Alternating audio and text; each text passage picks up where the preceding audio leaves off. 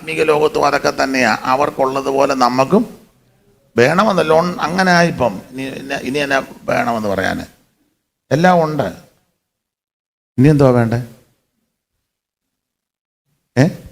അവിടെയും കേസുണ്ട്, നമുക്കും കേസുണ്ട്. അവിടെയും മഴക്കുണ്ട്, ഇവിടെയും മഴക്കുണ്ട്. അവിടെ അടിപിടിയുണ്ട്, ഇവിടെ അടിപിടിയുണ്ട്. അവിടെ ഒരു സഭയെ കൂടുന്നവർ മിണ്ടുകയില്ല, നമ്മുടെ ഇടയിൽ ഒരു സഭയെ കൂടുന്നവർ മിണ്ടുകയില്ല. അവിടെയും ചില വീട്ടിൽ പ്രാർത്ഥന വെച്ചാൽ ചിലർ പോകുകയില്ല, ഇവിടെയും ചില വീട്ടിൽ പ്രാർത്ഥന വെച്ചാൽ ചിലർ പോകുകയില്ല. അവിടെയും ഈ സ്പർദ്ധയുള്ളവരുണ്ട്, ഇവിടെ സ്പർദ്ധയുള്ളവരുണ്ട്. അവിടെയും ചില വീട്ടിൽ ചിലർ ഭക്ഷണം കഴിക്കുകയില്ല, ഇവിടെയും ചില വീട്ടിൽ പ്രാർത്ഥന വെച്ചാൽ ചിലർ നിങ്ങൾ എന്തേലും പറ കഴിക്കുക കഴിക്കുകയില്ല. നിങ്ങൾ ചെയ്യുന്ന കാര്യമായി പറയാനേ സ്തോത്രം ചെയ്യത്തില്ല. അവിടെയും വല്ലപ്പോഴും കൊണ്ട് ഇച്ചിരി നേർച്ച കിടും, ഇവിടെയും ചിലർ വല്ലപ്പോഴും അങ്ങനെ എല്ലാം അവിടെ ഉള്ളതെല്ലാം ഇവിടെ ഉണ്ട്. അവിടെയും കല്യാണത്തിന് ഭയങ്കര ആർഭാടം, ഇവിടെയും കല്യാണത്തിന് ആർഭാടം, എല്ലാം ആർഭാടമാണ്. സ്തോത്രം. അവിടെയും വിലയേറിയ വസ്ത്രം ധരിക്കുന്നു, ഇവിടെയും വിലയേറിയ വസ്ത്രം ധരിക്കുന്നു. പിന്നെ അവിടെ കമ്മലും മാലയും അധികം ഉണ്ട്, ഇവിടെ അധികം ഇല്ല. അവിടെയും ബ്യൂട്ടി പാർലറിൽ പോകുന്നുണ്ട്, ഇവിടെയും ബ്യൂട്ടി പാർലറിൽ പോകുന്നുണ്ട്. സ്തോത്രം. അവിടെ 28 കെട്ട്, ഇവിടെ 28 കെട്ടുന്നില്ലെങ്കിൽ ഒരു ചടങ്ങൊക്കെ ഉണ്ട്. ഇപ്പോഴും ചരട് കെട്ടുന്ന പെന്തിക്കോസുകാരും ഉണ്ട്. അവിടെയും കല്യാണം കഴിഞ്ഞ് അടുക്കള കാണാൻ പോകുന്നു, ഇവിടെ അടുക്കള കാണാൻ പോകുന്നു. അവിടെയും വലത്തുകാല് വെച്ച് കയറുന്നു, ഇവിടെയും വലത്തുകാല് വെച്ച് കയറുന്നു. അവിടെയും 4-ാം വിരുന്നിന് പോകുന്നു, ഇവിടെയും 4-ാം വിരുന്നിന് പോകുന്നു. അവിടെയും പ്രസവത്തിന് വിടുന്നു, ഇവിടെയും പ്രസവത്തിന് വിടുന്നു. അവിടെയും കൊണ്ടുവരാൻ പോകുന്നു, ഇവിടെയും കൊണ്ടുവരാൻ പോകുന്നു. നിങ്ങൾ ഉള്ള കാര്യം ആണെ പറഞ്ഞാൽ മതി. നിങ്ങൾ ബഹളമൊന്നും ഉണ്ടാക്കണ്ട. ഞാൻ ഇരുന്നോണ്ട് ശാന്തമായിട്ടല്ലേ പറഞ്ഞേച്ച് ഞാനങ്ങ് പൊക്കോളാം, എനിക്ക് വൈകിട്ട് മുണ്ടക്കയത്ത് കൺവെൻഷൻ ഉണ്ട്, ഇതിൽ ഞാനങ്ങ് പൊക്കോളാം, നിങ്ങൾ ശല്യപ്പെടുകയൊന്നും വേണ്ട.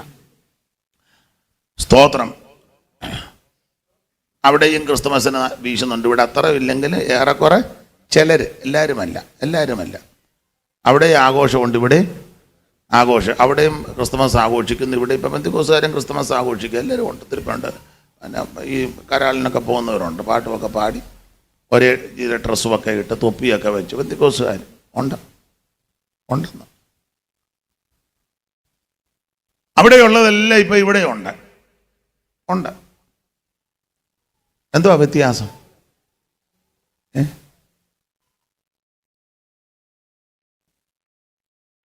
എന്നാ എല്ലാവരും 2018 വെള്ളപ്പൊക്കം പോലെ?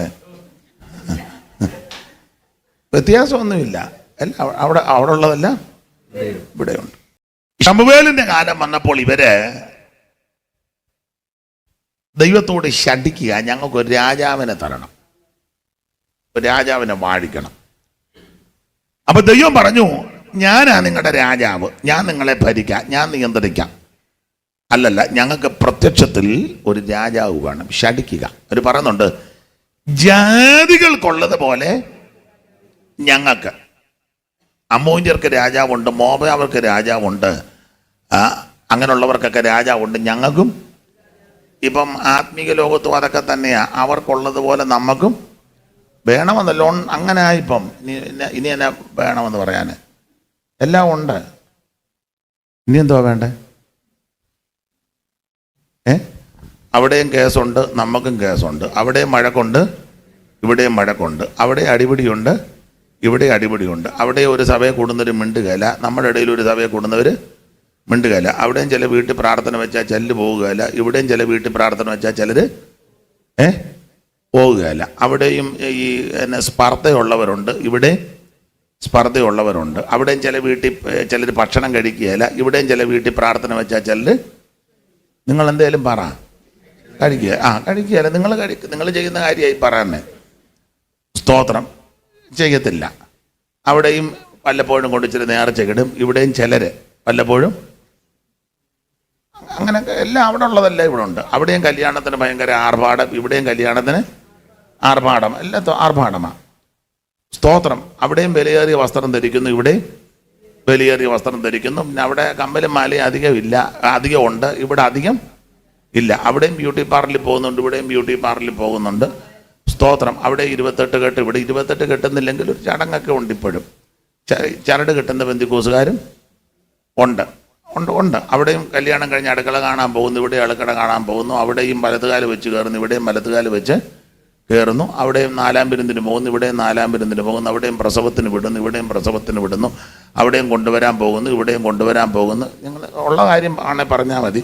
നിങ്ങൾ ബഹളമൊന്നും ഉണ്ടാക്കണ്ട. ഞാൻ ഇരുന്നുകൊണ്ട് ശാന്തമായിട്ടല്ലേ പറഞ്ഞേച്ച് ഞാനങ്ങ് പൊക്കോളാം. എനിക്ക് വൈകിട്ട് മുണ്ടക്കയത്ത് കൺവെൻഷൻ ഉണ്ട്, ഇതിൽ ഞാനങ്ങ് പൊക്കോളാം. നിങ്ങൾ ശല്യപ്പെടുകയൊന്നും വേണ്ട.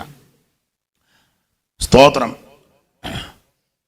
അവിടെയും ക്രിസ്തുമസിന് വീശുന്നുണ്ട്. ഇവിടെ അത്ര ഇല്ലെങ്കിൽ ഏറെക്കുറെ ചിലർ, എല്ലാവരുമല്ല. അവിടെ ആഘോഷമുണ്ട്, ഇവിടെ ആഘോഷം. അവിടെയും ക്രിസ്തുമസ് ആഘോഷിക്കുന്നു, ഇവിടെ ഇപ്പം പെന്തിക്കോസ്തുകാരും ക്രിസ്തുമസ് ആഘോഷിക്കുക. എല്ലാവരും ഉണ്ട്. തിരുപ്പുണ്ട്. പിന്നെ ഈ കരാളിനൊക്കെ പോകുന്നവരുണ്ട്, പാട്ടുമൊക്കെ പാടി ഒരേ ഡ്രസ്സുമൊക്കെ ഇട്ട് തൊപ്പിയൊക്കെ വെച്ച് പെന്തിക്കോസ്തുകാർ ഉണ്ടെന്ന്. അവിടെയുള്ളതെല്ലാം ഇപ്പം ഇവിടെ ഉണ്ട്. എന്തുവാ വ്യത്യാസം?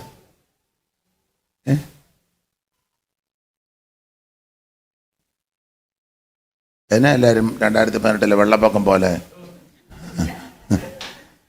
വ്യത്യാസമൊന്നുമില്ല. എല്ലാം അവിടെ ഉള്ളതെല്ലാം ഇവിടെയുണ്ട്.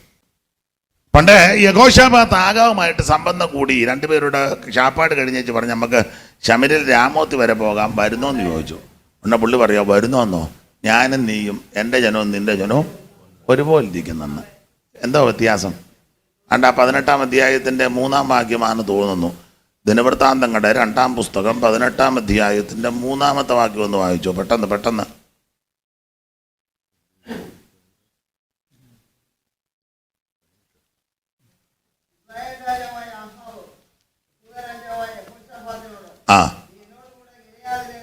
നീ എന്നോട് കൂടെ ഗിലെയാദിലെ രാമോത്തിലേക്ക് പോരുമോ എന്ന് ചോദിച്ചതിന് ഞാനും നീയും എൻ്റെ ജനവും നിന്റെ ജനവും. എന്തുവാ വ്യത്യാസം? ഇത് ആരോട് പറയുന്നതാ? യഹോശാഫാത്ത് ആഗാവിനോട് പറയുകയാ. ആഗാവാരാന്ന്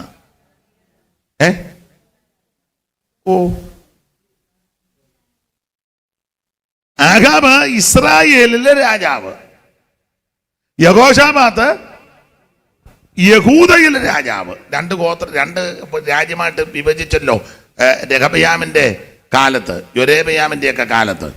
ശലോമോന്റെ മകൻ. വടക്കേ രാജ്യവും തെക്കേ രാജ്യവും. തെക്കേ രാജ്യമായി യഹൂദ, വടക്കേ രാജ്യമായി ഇസ്രായേൽ. അവിടെ 10 ഗോത്രം, ഇവിടെ 2 ഗോത്രം. അങ്ങനെ വടക്കും തെക്കും. തെക്കത്തെ രാജാവ യഹോശാഫാത്ത്, വടക്കേലെ രാജാവ ആഗാബിന്റെ അവിടെ ദാനിലും ബഥേലും 2 കാളക്കുട്ടി യൊരോബെയാം കൊണ്ട് സ്ഥാപിച്ചത്. വിഗ്രഹ സേവക്കാരാ. അവന് മുമ്പ് സിമ്രി ഉണ്ടായിരുന്നു, ഒമ്രി ഉണ്ടായിരുന്നു. അവർ വിഗ്രഹ സേവക്കാരാ. ആഗാബിന്റെ ഭാര്യ ഒരു നല്ല സ്ത്രീയല്ല, ഇസബേല്. അവള് സീദോന്യ രാജാവാകുന്ന ഇഗ്ബാലിന്റെ പുത്രിയാണ് ഇസബേല്. കൂടോത്രക്കാരി. ക്ഷുദ്രം. മനസ്സിലാകാനാ കൂടോത്രം എന്നൊക്കെ പറഞ്ഞ്. ക്ഷുദ്രക്കാരി അഹങ്കാരിയാ. വലിയ കഥ അത് തന്നെ ഈ പെന്തിക്കോസുകാരി. ക്ഷുദ്രക്കാരി, അഹങ്കാരി. പറ. ക്ഷുദ്രക്കാരി, അഹങ്കാരി, പെന്തിക്കോസുകാരി. വെള്ളം കുടിക്കട്ടെ, നിങ്ങൾ പറ.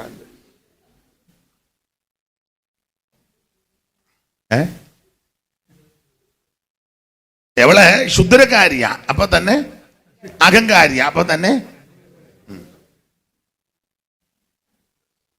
ഇസബേല്. ആ പാവം പിടിച്ചവനെ ഉപവാസ പ്രാർത്ഥന വെച്ചല്ലേ കൊന്നേ. നമ്മൾ പറയില്ലേ പ്രാർത്ഥിച്ചു കൊല്ലുവെന്ന്. സ്തോത്രം. ഉപവാസ പ്രാർത്ഥന വെച്ചല്ലേ. അമ്മാമ്മ എന്നെ പുറകോട്ട് നോക്കുന്നത്, ആരെയാ നോക്കുന്നത്? ചാനോ ആണെങ്കിൽ ആ ചാൻ അവിടെ ഉണ്ട്, ഇപ്പൊ പോവുകയല്ല. അപ്പൊ ശ്രദ്ധിക്കുക, ചതിക്കാനും വഞ്ചിക്കാനും ഒക്കെ മിടുക്കിയ ക്ഷുദ്രമാ.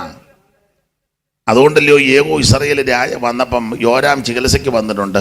യേഹൂവിനെ കണ്ടപ്പോൾ യോരാം ചോദിച്ചു, യേഹുവേ സൗഖ്യമാണോ എന്ന്. അവിടെ യേഹു പറഞ്ഞ്, എനിക്കോ? നിന്റെ അമ്മയുടെ ക്ഷുദ്രവും കൂടോത്രവും ഇത്ര കൊടികൊത്തി വാഴുമ്പോൾ എനിക്ക് സൗഖ്യം വല്ലതും ഉണ്ടോ? അന്നേരം ഈ തള്ള കണ്ണുമൊക്കെ എഴുതി പൊട്ടുമൊക്കെ തൊട്ട് മറുകുമൊക്കെ കുത്തി നോക്കി താഴോട്ട്. അപ്പോൾ ചോദിച്ചു, ആരും ഇല്ലയോടാന്ന് ചോദിച്ചു. അവിടെ 2 എണ്ണന്മാർ വന്ന് തട്ടിയിട്ടേക്കാൻ പറഞ്ഞു. താഴോട്ടിട്ടു. ക്ഷുദ്രക്കാരിയ.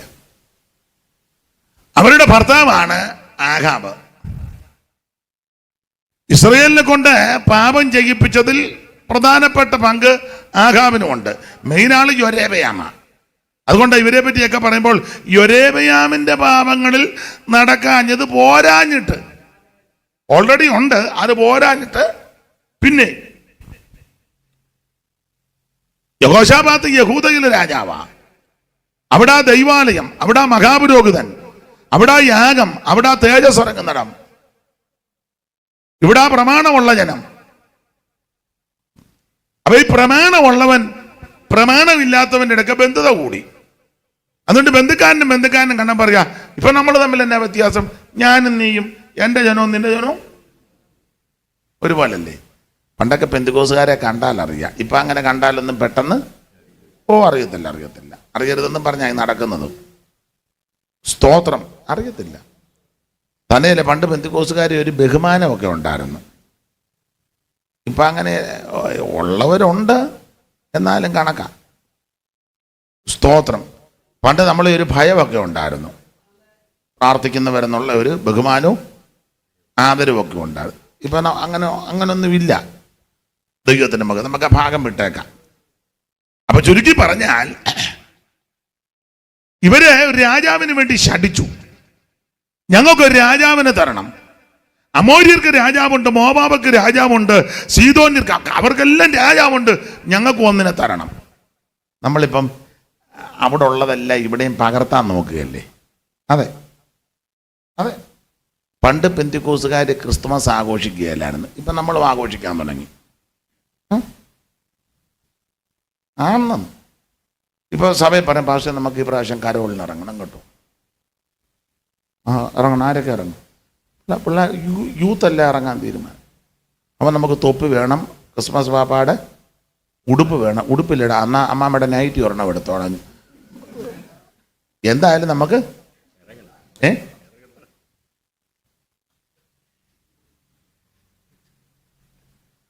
അവിടെ ഉള്ളതല്ലേ ഇപ്പൊ ഇവിടെ ആയെന്ന്. ഇനി എന്തോ ആകാനുള്ളേ എല്ലാമായി. ഇപ്പൊ ഇനി നമ്മൾ വേർപാടിന്റെ ഉപദേശം പറഞ്ഞാൽ ഇഷ്ടമല്ല, താല്പര്യവും ഇല്ല. പിന്നെ പറഞ്ഞതെന്നറിയാം, അയാൾ ഇപ്പോൾ മൂരാച്ചിയാണ്. ആ സഭയിലെ ആങ്ങൾ പറയണമെങ്കിൽ നമ്മൾ അതിൻ്റെ രീതിയിൽ പണ്ട് സഭയിലെ ആൾ വന്ന ഉപദേശം പറഞ്ഞു തന്നെ വന്നേ. വേർപാട് ഉപദേശം കർക്കശമായി പറഞ്ഞ് അത് കേട്ട് വന്നവരാ. ഇന്നിപ്പോൾ ഇത് കേൾക്കാറായി വരുന്നത്. അതുകൊണ്ട് ഇതിനകത്ത് വന്നു കഴിയുമ്പോൾ ഇത് കേൾക്കുമ്പോൾ പിന്നെ അസ്വസ്ഥതയാ. വന്നു കഴിഞ്ഞത് കേൾക്കുമ്പോൾ ഇതന്നെ പുള്ളിക്ക് വിവരമില്ല കേട്ടോ, അതല്ലേ ഇപ്പൊ പറയാന്നേ. ആട്ടെ, നമുക്ക് ഭാഗം വിട്ടേക്കാം. ഇവര് രാജാവിന് വേണ്ടി ശഠിച്ചു, ഞങ്ങൾക്കൊരു രാജാവിനെ തരണം. ദൈവം പറഞ്ഞു, ഞാനാ നിങ്ങളുടെ രാജാവ്, ഞാൻ ഭരിക്കാം. ഭരിച്ചോ, നീ മേളിലിരുന്നല്ലേ. ഞങ്ങൾക്ക് പ്രത്യക്ഷത്തിലൊരു രാജാവ് വേണം. കണ്ടമാനം ശഠിച്ചു. കണ്ടമാനം ശഠിച്ചപ്പോൾ ദൈവം ഒരു രാജാവിനെ കൊടുത്തു. ആദ്യത്തെ രാജാവ് നമുക്കറിയാം, ശൗല്. ബെന്യാമീൻ ഗോത്രത്തിൽ കീശിന്റെ മകൻ ശൗല് പ്രഥമ രാജാവാ. നിങ്ങൾക്കറിയാം, ഈ രാജാവ് ഒരുവൻ ഇസ്രായേലിൽ വരണം. ഇത് സന്തോഷത്തോടെ കൊടുത്തതല്ല രാജാവിനെ, അല്ല. പ്രവചന പുസ്തകത്തിൽ വായിക്കുന്ന കോപത്തിൽ ഒരു രാജാവിനെ വാഴിച്ചെന്ന. ഞാൻ ആ റെഫറൻസ് മറന്നുപോയി, ഹോശിയ പ്രവചനത്തിലാണെന്ന് തോന്നുന്നു. എൻ്റെ കോപത്തിൽ ഞാൻ അവർക്ക് രാജാവിനെ കൊടുത്തു. നിങ്ങൾ ആരെങ്കിലും കണ്ടെങ്കിലൊന്ന് വായിക്കാമോ? ഹോശിയ പ്രവചനത്തിലുണ്ട്, ഞാൻ എൻ്റെ കോപത്തിൽ അവർക്കൊരു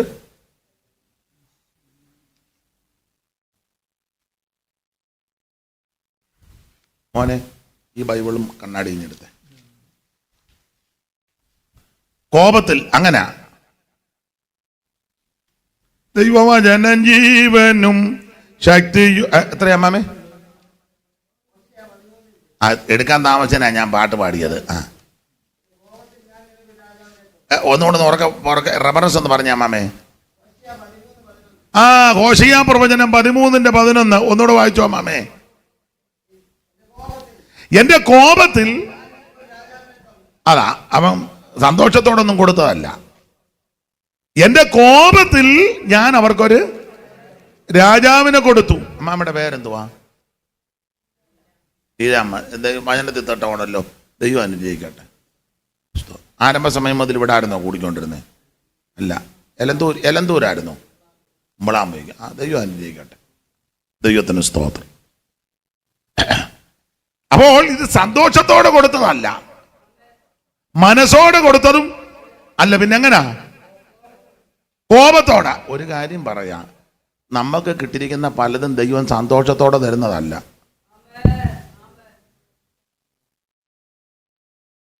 എന്നെയും കൂടെ പ്രതിയാക്കിയാ പറയുന്നത്. നമുക്ക് ലഭിച്ചിരിക്കുന്ന പലതും അവിടുന്ന് നല്ല സന്തോഷത്തോടും തൃപ്തിയോടും ഒന്നും തന്നതല്ല. പക്ഷെ നമ്മൾ ഭയങ്കരമായിട്ട് സന്തോഷിച്ചിരിക്കുക.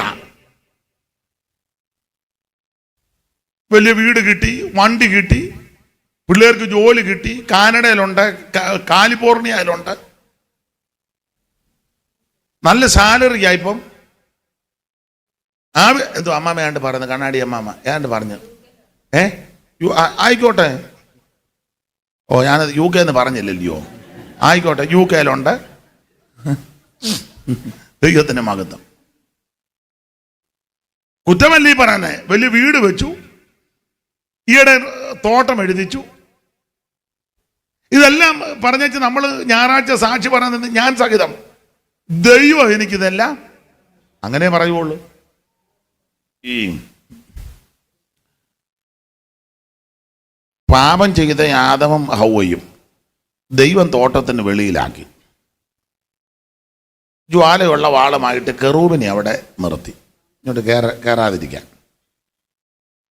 രണ്ടുപേരും തോട്ടത്തിന് വെളിയിലായി, ജീവിതം ആരംഭിച്ചു. ഇപ്പൊ പാപികളാ, തേജസ്സും എല്ലാം പോയല്ലോ. പക്ഷേ രണ്ടുപേരും ജീവിതം ആരംഭിച്ചു. ഇപ്പൊ പാപത്തിന്റെ ദാസനും ദാസിയാ, പാപത്തില.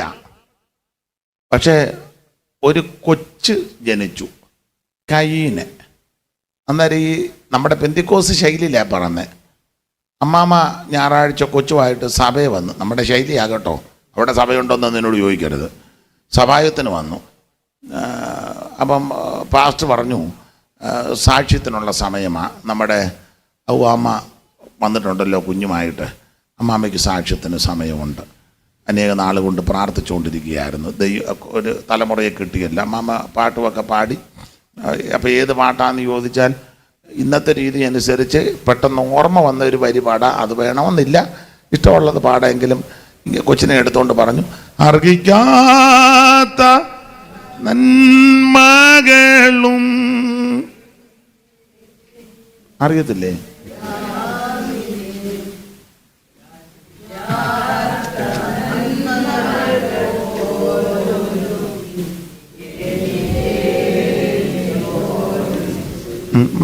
മതി.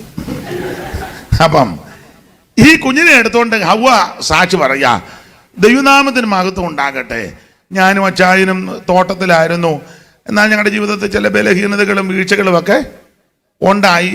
കർത്താവിന് മഹത്വം, ഞങ്ങൾ തോട്ടത്തിൽ നിന്ന് വെളിയിൽ വരേണ്ട സാഹചര്യമൊക്കെ ഉണ്ടായി. എങ്കിലും ദൈവം ഞങ്ങളെ ഇത്രത്തോളം നടത്തി. നാളുകളായിട്ട് ഞാനും അച്ചായനും വളരെ ദൈവസന്നിധി കരഞ്ഞ കർത്താവ് ഒരു തലമുറയെ തരണമെന്ന്. പ്രിയപ്പെട്ടവരെ, ദൈവം ഞങ്ങളുടെ പ്രാർത്ഥന കേട്ടു. യഹോവയാൽ എനിക്കൊരു പുരുഷപ്രജ ലഭിച്ചെന്ന് അങ്ങനെ എഴുതിയേക്കുന്നു. വായിക്ക് 4:1 ഓ,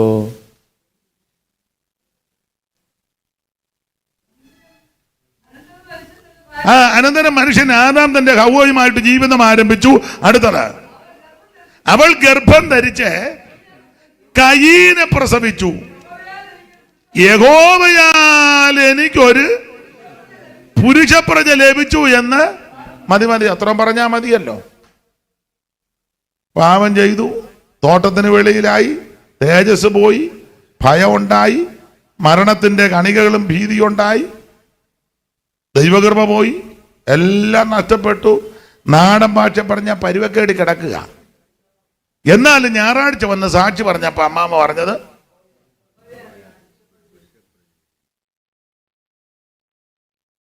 ഇതിനോട് ഒന്ന് സ്ഥിരീകരിക്കാൻ യോഹന്നാന്റെ 1 ലേഖനം 3:12 ചേർത്തു. അപ്പൊ ഒരു കാര്യം കൂടെ ബോധ്യമാകും.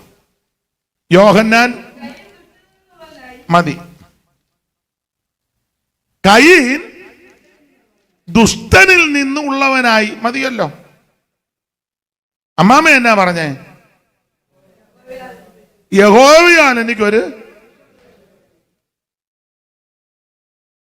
യോഹന്നാൻ അപ്പോസ്തലൻ ലേഖനം 3:12 പറയാ കയീൻ.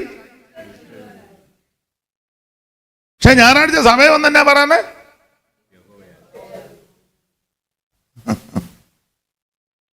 കോപത്തിൽ ആ രാജാവിനെ കൊടുത്തത്.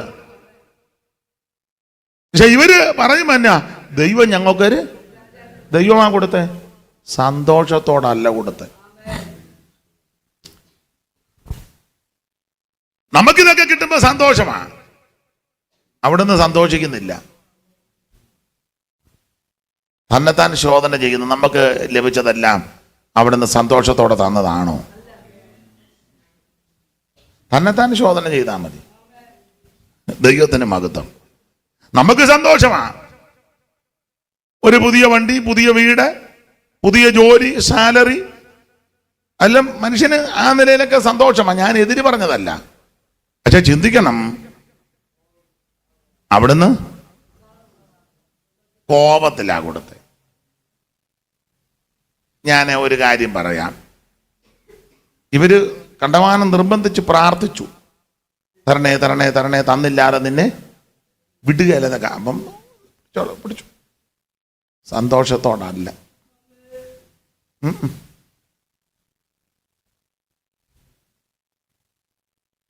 സന്തോഷത്തോടല്ല. തെളിവെന്നാ? കിട്ടിയ അന്ന് മുതൽ പ്രശ്നമല്ലേ അല്ലേ? അത് പിണങ്ങാതിരിക്കാമെങ്കിൽ 1-2 കാര്യം പറയാം. പിണങ്ങരുത്, ഒരു കാരണവശാലും പിണങ്ങരുത്. ഈ ചിലക്ക് വലിയ വീട് വെച്ച് കിട്ടി, പക്ഷെ സമാധാനത്തോടെ കിടന്നുറങ്ങുന്നില്ലല്ലോ. സമാധാനത്തോടെ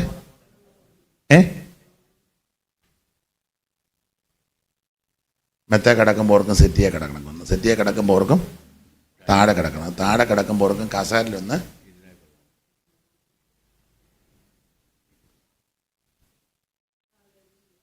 ഫ്രിഡ്ജ് നിറച്ച് സാധനം, പക്ഷെ കഴിക്കാൻ മേലല്ലോ.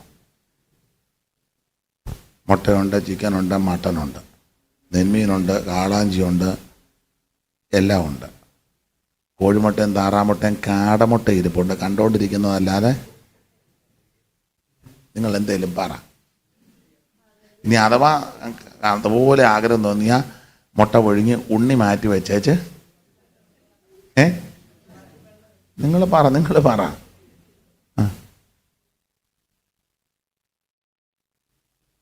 പുഞ്ചപ്പാടം 10 ഏക്കറുണ്ട്, 100 പറ കണ്ടമുണ്ട്. പക്ഷെ കുത്തരിക്കഞ്ഞി കുടിക്കാൻ മേല. ഗുജറാത്തിൽ നിന്ന് ഗോതമ്പ് വരണം, അതും എണ്ണ ചേർക്കാതെ 2 ചപ്പാത്തി. മനസ്സിലാകുന്നുണ്ടല്ലോ? എല്ലാ മുറിയിലും AC ഉണ്ട്, പക്ഷെ ഇടാൻ മേല. നിങ്ങൾ ന്യായമായിട്ട് ചിന്തിച്ചാൽ മതി. ഉടക്കൊന്നും ഉണ്ടാക്കാൻ പറഞ്ഞതല്ല. പിള്ളേർ വന്നപ്പോൾ എല്ലാ മുറിയിലും 2 ടണ്ണിൻ്റെയാണ് മേടിച്ച് വെച്ചേക്കുന്നത്, പക്ഷെ ഇടാൻ പറ്റുന്നില്ല. എമ്മമ്പോമിൻ്റെ 2 അള്ളപ്പിൻ്റെ മെത്തയുണ്ട്, എല്ലാം ഭിത്തിയുടെ അവിടെ ചാരി വെച്ചേച്ച് വൈദ്യുതി പറഞ്ഞത് കാഞ്ഞിരപ്പലകയുടെ കട്ടിലേൽ തലകണ വെക്കാതെ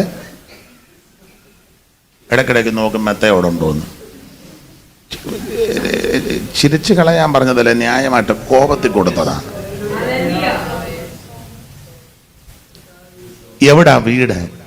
പുളുക്കീട്. പക്ഷെ പഞ്ചസാര ഇട്ട കാപ്പി. വീട് പുളുക്കീടാന്ന് പറഞ്ഞിട്ട് വല്ല കാര്യമുണ്ടോ?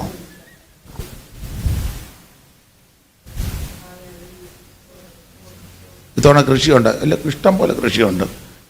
കപ്പ നമ്മുടെയാ. അച്ഛാൻ ഞാൻ കഴിക്കത്തില്ല, എനിക്ക്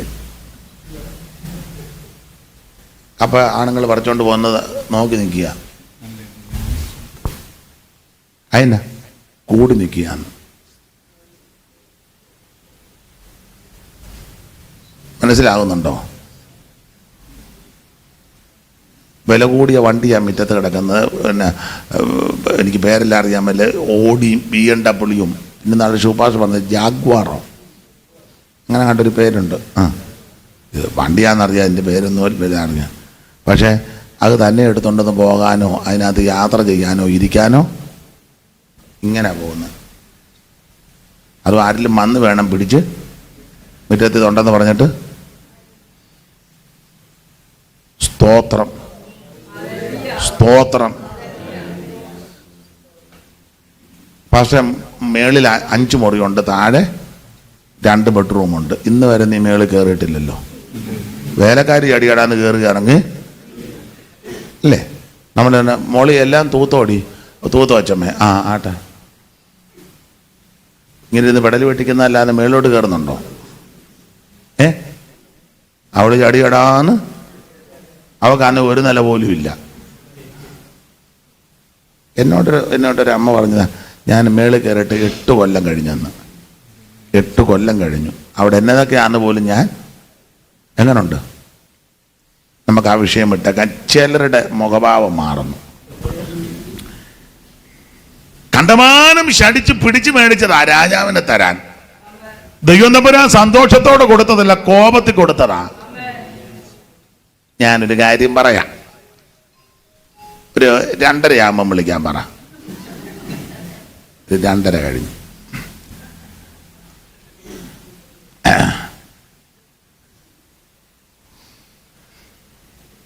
സന്തോഷത്തോടെ ദൈവം കൊടുത്തതല്ല.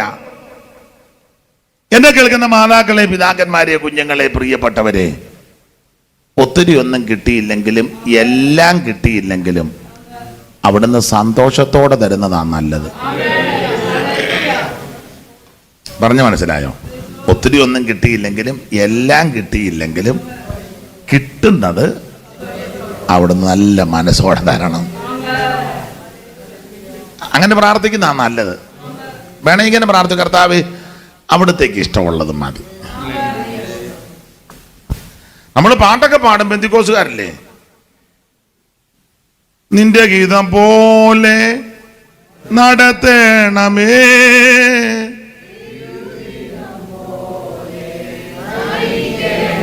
അപ്പൊ എന്റെ ഗീതം പോലെ നടത്തരുത്, നിന്റെ ഗീതം പോലെ നടത്തണം. പക്ഷെ അങ്ങനെ ആന്നോ? പാട്ട് നല്ലതാണ്. വേറെ ഒത്തിരി പാട്ടുണ്ട്. എൻ ദൈവമേ, മതി മതി മതി. ഞാൻ എന്നെയും കൂടെ പ്രതിയാക്കിയാ പറയുന്നത്. അവിടുത്തെ ഇഷ്ടം പോലെ ആന്നോ? അവിടുത്തെ ഹിതം പോലെ ആന്നോ? ദൈവത്തിന് മഹത്വം. നമുക്ക് മുന്നോട്ട് പോകാം. കോപത്തിലായി ദൈവം രാജാവിനെ കൊടുത്തത് ഇസ്രായേലിലെ പ്രഥമ രാജാവായ ശൗല്. ഇനി ഇസ്രായേലിന്റെ ചരിത്രം പഠിക്കുമ്പോൾ 12 മക്കളാണല്ലോ യാക്കോബിന്. രൂബേൻ, ശിമയോൻ, ഗാദ്, രൂബേൻ, ശിമയോൻ, ലേവി, യഹൂദ.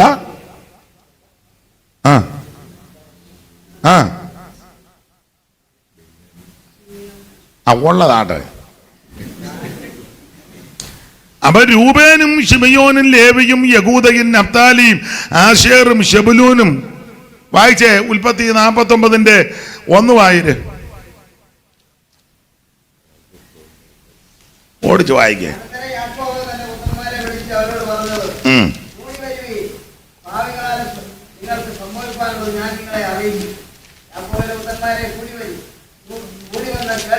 അടുത്തത് രൂബേൻ രൂബേൻ രൂബേൻ 5-ാം വാക്യം. ശിമയോനും ലേവിയും 8-ാം വാക്യം. യഹൂദ 13, 14, 19, 17, 19. ഗാദ് 20, ആശേർ 21, നഫ്താലി 22, 27, ബെന്യാമിൻ ആയല്ലോ 12 എണ്ണം.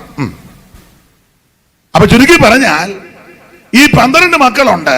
ഇവരിലെ ആദ്യത്തെ 4 പിള്ളേര് ലേയായുടേതാ. രൂബേന്, ശിമയോന്, ലേവി, യഹൂദ. കലാപുലി പോലെ 4 എണ്ണം. ലേയായിക്ക്. ഇസ്രായേലിലെ 27 കൂട്ടം പദവികളുണ്ട്.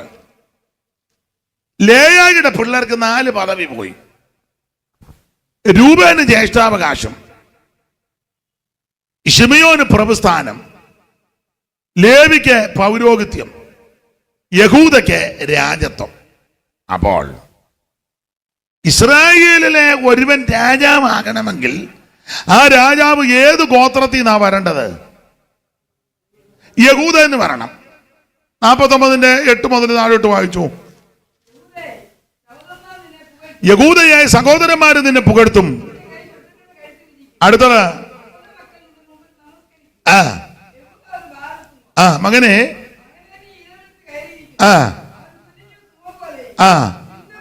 പതുങ്ങി കിടക്കുന്ന. അടുത്തത് ആരവനെ എഴുന്നേൽപ്പിക്കും. അവകാശമുള്ളവൻ വരുവോളം ചെങ്കോല് യഹൂദയിൽ നിന്നും രാജതമന്റെ കാലുകടയിടയിൽ നിന്നും. അപ്പൊ ഈ വാക്യം വ്യാഖ്യാനിക്കുമ്പോൾ രാജാക്കന്മാര് വരേണ്ടത് യഹൂദയിൽ നിന്നാണ്. രാജാവാകുന്ന കർത്താവും യഹൂദയിൽ നിന്ന് വന്നത്, യഹൂദയിൽ നിന്നല്ലോ ഉദിച്ചത്. അപ്പോൾ രാജാക്കന്മാര് വരേണ്ടത് യഹൂദ ഗോത്രത്തിൽ നിന്നാണ്. രാജാവിനെ വാഴിക്കേണ്ടത് യഹൂദ ഗോത്രത്തിൽ നിന്നാണ്. അതാ പ്രമാണം. പക്ഷേ ആദ്യത്തെ രാജാവ് ഏത് ഗോത്രത്തിൽ നിന്നാണ്? ബെന്യാമീൻ ഗോത്രത്തിൽ നിന്നാണ്. അതിന്റെ യഹൂദയിൽ നിന്ന് വരാഞ്ഞേ. നിങ്ങൾക്ക് വചനമൊക്കെ തിട്ടോ? നിങ്ങൾക്ക് വചനമൊക്കെ അറിയാം. കുമ്പഴക്കാരത്ര മോശമൊന്നുമല്ല. സ്തോത്രം.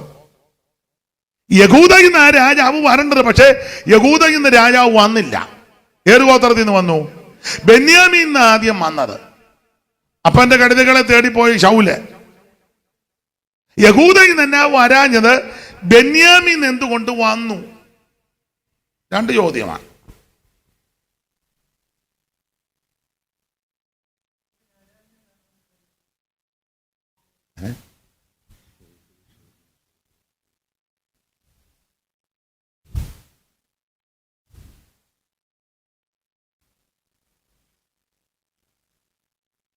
അവിടെ തന്നെ വന്ന് ഇവിടെ തന്നെ വരാഞ്ഞത് താൻ തന്നെ പറയണം. ഞങ്ങൾ ഇവിടെ വെറുതെ ഇരിക്കുകയായിരുന്നു. മാത്യു മല്ലശ്ശേരി നന്നായിട്ട് ചുറ്റുടിച്ച് ഞങ്ങളെല്ലാം കേട്ടോണ്ടിരിക്കുക. ആ പുള്ളി ഞങ്ങളോട് ഇങ്ങനെ ചോദ്യമൊന്നും ചോദിച്ചില്ല. എന്നെ വന്ന എന്നാ വരാഞ്ഞ എന്നാന്ന് ഞങ്ങളങ്ങനെ അറിയുന്നത്. താൻ തന്നെ പറഞ്ഞേച്ച് പെട്ടെന്ന് പോകുന്നെങ്കിൽ അത് തന്നെ ആയിരിക്കും നല്ലത്. അല്ല പോട്ടെ.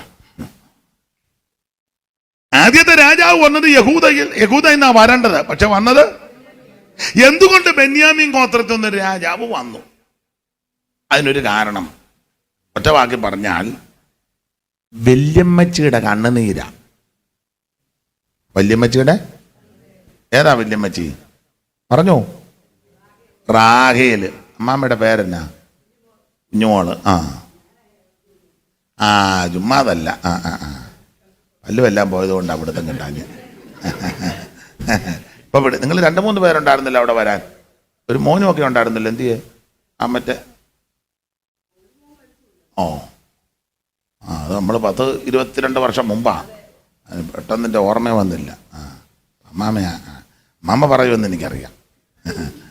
ദൈവത്തിൻ്റെ മകൻ. അന്ന് ഞാൻ അവിടെ വചനം സൂക്ഷിക്കുമ്പം ഇവര് നല്ല ജില്ലയില്ലെന്നാണ് നിൽക്കുന്നത്. വേറെ 2-3 പേരുണ്ടായിരുന്നു.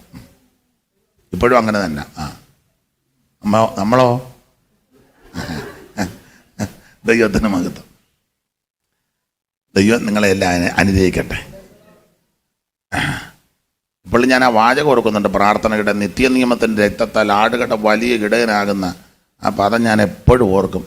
അമ്മാമ്മ ഓർക്കുമ്പോഴല്ല ആ വാക്യം എൻ്റെ ഓർമ്മ. അത് ഒരു പ്രത്യേക അന്തരീക്ഷത്തിൽ പ്രാർത്ഥിച്ചത് ഇപ്പോഴും എൻ്റെ മണ്ടയിലിരിപ്പുണ്ട്. ദൈവത്തിൻ്റെ മഹത്വം. അപ്പൊ ശ്രദ്ധിക്കുക, യഹൂദയിൽ നിന്ന് രാജാവ് വരണം. പക്ഷേ വന്നില്ല. വന്നത് ബെന്യാമീന. വരാൻ കാരണം വല്യമ്മച്ചിയുടെ പ്രാർത്ഥനയാണ്.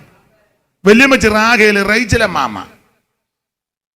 ചരിത്രം അധികം വിസ്തരിക്കുന്നില്ല. അപ്പൻ്റെ വീട്ടിൽ നിന്ന് പോന്നപ്പോൾ അടിച്ചു മാറ്റിക്കൊണ്ടാ പോകുന്നത്. ആരാ? ഈ സ്വന്തം വീട്ടിൽ നിന്ന് അടിച്ചു മാറ്റുന്നവരെന്ത് കഴിവാ അവരുടെ സ്വഭാവം. സ്വന്തം വീട്ടിൽ നിന്ന് ഭർത്താവിൻ്റെ പോക്കറ്റിൽ നിന്ന് അടിച്ചു മാറ്റി ഭാര്യയുടെ അവിടെ വീട്ടിൽ കൊണ്ട് കൊടുക്കുന്ന ആൾക്കാരെ എനിക്കറിയാം. പുള്ളി കുളിക്കാൻ ബാത്റൂമിലോട്ട് കയറിയപ്പോൾ പെട്ടെന്ന് എടുത്ത് അടിച്ചു മാറ്റി. ഇപ്പോഴല്ല, എന്നുവെച്ചാൽ അമ്മയെ വിളിച്ച് ബസ് സ്റ്റോപ്പിൽ വന്ന് നിൽക്കാൻ. അപ്പം നിങ്ങൾ ചോദിക്കും ഭർത്താവ് കൊടുക്കാഞ്ഞിട്ടാണ്. അയാൾ കൊടുത്ത് കുഴഞ്ഞു. എന്നാലും അങ്ങനെയുള്ള ആൾക്കാരുണ്ട്, അടിച്ചു മാറ്റും. സ്വന്തം വീട്ടിൽ നിന്ന് വിഗ്രഹം അടിച്ചു മാറ്റി.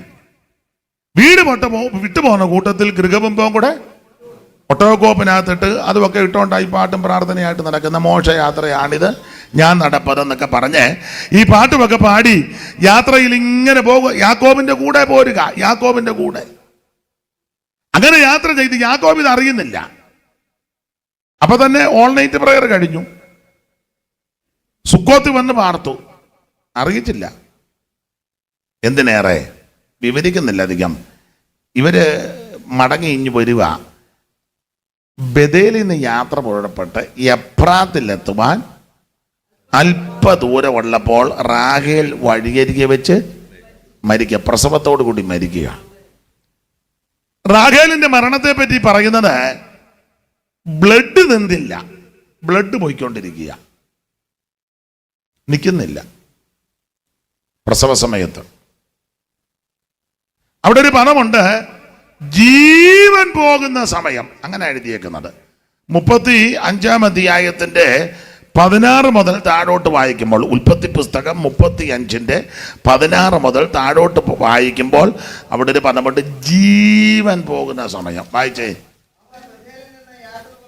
ആ ആ ആ ആ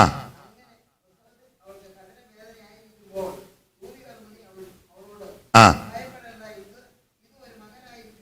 ആ ആ ജീവൻ പോകുന്ന സമയം കണ്ടോ? മതി മതി മതി മതി. ജീവൻ പോകുന്ന, ആ ജീവൻ പോകുക എന്ന് പറഞ്ഞാൽ ബ്ലഡ് പോയിക്കൊണ്ടിരിക്കുക. കാരണം ജീവൻ രക്തത്തില, ജീവൻ രക്തത്തില, ബ്ലഡ് പോയിക്കൊണ്ടിരിക്കുക. കഠിന വേദന, അങ്ങനൊരു പദമുണ്ട്. എന്ന് പറഞ്ഞാൽ ബ്ലഡ് നിൽക്കുന്നില്ല. ഇത് യാദൃച്ഛികമാണെന്ന് തോന്നും, അല്ല. പണ്ട് അപ്പൻ കൂടാരത്തിൽ വന്ന് പരിശോധിക്കാൻ നേരത്ത് ഇവള് പറഞ്ഞൊരു പദമുണ്ട്, എനിക്ക് എഴുന്നേൽപ്പാൻ പാടില്ല. അപ്പൻ അങ്ങ് പോയി, എഴുന്നേൽപ്പാൻ പാടില്ല.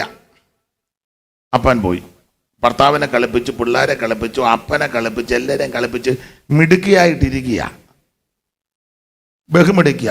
അതൊക്കെ കഴിഞ്ഞ് അപ്പം പോയി, എല്ലാം പോയപ്പം വേണേ ശിങ്കിടികൾ ചോദിച്ചു. എന്നാലും അമ്മാമ്മയുടെ കഴിവ് അസാധ്യമാണ്. നമ്മൾ പറഞ്ഞു അമ്മാമ്മയെ പോലെ കഴിവുള്ള ഒരു അമ്മാമ്മ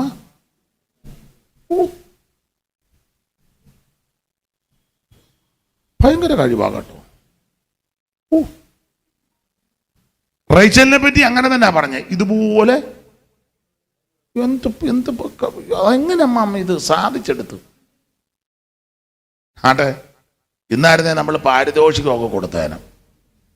ഇത്ര കലാപരമായിട്ട് തടിച്ചു മാറ്റി ആരെ അറിയിക്കാതെ എനിക്ക് എഴുന്നേൽക്കാൻ പാടില്ലെന്ന് വിസ്തരിക്കേണ്ട നിങ്ങൾക്കറിയാം. അപ്പനങ്ങ് പോയി. ഏത് വിഷയത്തിൽ കള്ളം പറഞ്ഞോ ആ വിഷയത്തിൽ ദൈവം പിടികൂടി. ജീവൻ ബ്ലഡ് പോയിക്കൊണ്ടിരിക്കുക, നിൽക്കുന്നില്ല. ഇപ്പൊ പ്രാർത്ഥിച്ചാൽ വിടുതൽ കിട്ടുകയില്ല, ഉപവസിച്ചാലും കിട്ടുകയില്ല. സ്തോത്രം. അവസരം എത്ര കൊടുത്തു? എന്തും വേണ്ടോ അവസരം ദൈവം കൊടുത്തു. അങ്ങനെ മരിക്കുന്നത്. ഞാൻ ഒരു കാര്യം പറയാം, കള്ളം പറയരുത്. ചിലപ്പോൾ സത്യം പറഞ്ഞാൽ പ്രശ്നമായിരിക്കാം. അപ്പം പിന്നെ മൗനം ദീക്ഷിക്കുന്നതാണ് നല്ലത്. എന്നാലും കള്ളം, ഞാൻ പിന്നെ സഭയിലുമൊക്കെ പറയും, കള്ളം പറയരുത്, പക്ഷേ സത്യം എല്ലാവരോടും പറയുകയും ചെയ്യരുത്. കള്ളം പറയരുത്, എന്നാൽ സത്യം എല്ലാവരോടും നിങ്ങൾക്ക് മനസ്സിലാകുന്നുണ്ടല്ലോ, എല്ലാവരോടും സത്യം പറയരുത്, പക്ഷെ ആരോടും കള്ളോ. ഞാൻ ഒരു ഉദാഹരണം പറയാം, നിങ്ങൾ ഇഷ്ടമുണ്ട് യോജിച്ചാൽ മതി. അയ്യോ പാസ്റ്റർ എങ്ങനെ സത്യം പറയുകയും ചെയ്യരുത് എന്നാൽ കള്ളോ പറയരുത്, അതെങ്ങനെ സാധിക്കും? അത് സാധിക്കും. എങ്ങനെ? ഒരു ഉദാഹരണം പറയാം. സത്യമേ പറയാവൂ പക്ഷെ കള്ളം പറയരുത്. സത്യം എല്ലാവരോടും. ഇപ്പൊ ഉദാഹരണമാന്നേ, ഞാൻ ഇപ്പം പത്തനാപുരത്തോട്ടൊരു യോഗത്തിന് പോകുക, ഉദാഹരണമാ, അങ്ങനെ സംഭവിക്കാറുണ്ട്. പത്തനാപുരത്തോട്ട് പോകുമ്പോൾ ചിലപ്പോൾ പത്തനാപുരംകാരെന്നെ വിളിക്കും, ഇപ്പം എവിടെയായി?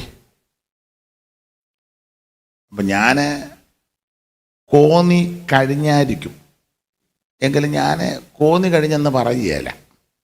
കാരണം അവർ പിന്നെ അവിടുത്തെ ടൈം അനുസരിച്ച് നിൽക്കും. കോന്നിയിൽ നിന്ന് പത്തനാപുരത്ത് വരാൻ, അപ്പം കാണാതെ വരുമ്പം വീണ്ടും തുരുതരാന്ന് വിളിക്കും. അപ്പം ഞാൻ പറഞ്ഞ അടുക്കുന്ന പാസ് മുമ്പേ കോന്നി കഴിഞ്ഞെന്ന് പറഞ്ഞല്ലോ, പിന്നെ എന്നാ ചോദിക്കുക, ന്യായമാണ്. അപ്പം ഞാനതിന് പറയും, ഞാൻ പത്തനംതിട്ട കഴിഞ്ഞു. കള്ളം പറഞ്ഞോ?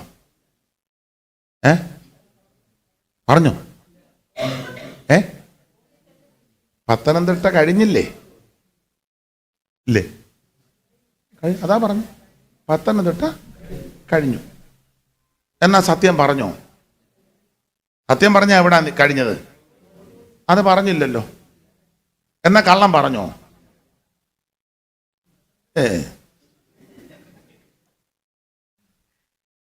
കള്ളം പറഞ്ഞില്ല, പത്തനംതിട്ട കഴിഞ്ഞു. അടുക്കുന്നൊന്നും പറയുകയല്ല, പത്തനംതിട്ട കഴിഞ്ഞെന്നേ പറഞ്ഞോളൂ. ഉദാഹരണമാണ്. പത്തനംതിട്ട കഴിഞ്ഞല്ലേ കോന്നി? അപ്പൊ എന്ന് പറഞ്ഞാൽ ചില സന്ദർഭത്തിൽ നമ്മൾ സത്യം പറഞ്ഞാൽ പ്രശ്നമാണ്, എന്നാൽ കള്ളം പറയുകയും ചെയ്യരുത്. കള്ളം പറയരുത്. അപ്പൻ വന്നപ്പോൾ ഇവള് പറഞ്ഞു എനിക്ക് എഴുന്നേക്കാൻ പാടില്ല, കള്ളം പറഞ്ഞു. അന്നേരം ശരീരത്തിന് ഒരു കുഴപ്പവും ഇല്ല. പക്ഷേ ഒടുവിൽ ദൈവം പിടികൂടി. ഏത് വിഷയത്തിൽ കള്ളം പറഞ്ഞോ ആ വിഷയത്തിൽ പിടുത്തം വീണു. നമ്മൾ ചിലരോട് ചോദിക്കും, എന്നാ യോഗത്തിന് വരാൻ? ഞാൻ തലവേദനയായിരുന്നു മാസ്റ്റർ. ഒരു കുഴപ്പവും ഇല്ല, രക്ഷപ്പെടാൻ പറഞ്ഞ സൂക്ഷം നിനക്ക് തലവേദന വരും. പ്രാർത്ഥിച്ചാലോട്ട് വിടുതലും ഉണ്ടാകുകയില്ല.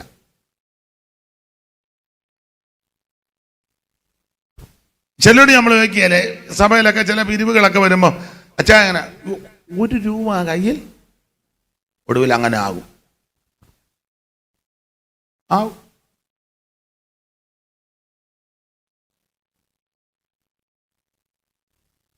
സ്തോത്രം. പേടിക്കാൻ പറഞ്ഞൊന്നുമല്ല, പരമാർത്ഥം. ഉടനെ മുഖമൊന്നും അല്ലാതാകുന്നു. പേടിക്കാൻ പറഞ്ഞതല്ല. ഏത് വിഷയത്തിൽ കള്ളം പറഞ്ഞു ആ വിഷയത്തിൽ ദൈവം പിടികൂടി.